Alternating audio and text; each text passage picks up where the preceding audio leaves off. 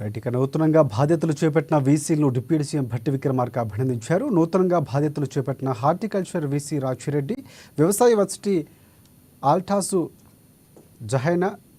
జనైహ అలాగే కుమారులు భట్టి విక్రమార్కను మర్యాదపూర్వకంగా కలిసి శాలువాలతో సన్మానించి ఇక బొకే అందజేశారు. అనంతరం వారికి నూతనంగా బాధ్యతలు చేపట్టిన సందర్భంగా వీసీలకు భట్టి విక్రమార్క అభినందనలు తెలిపారు.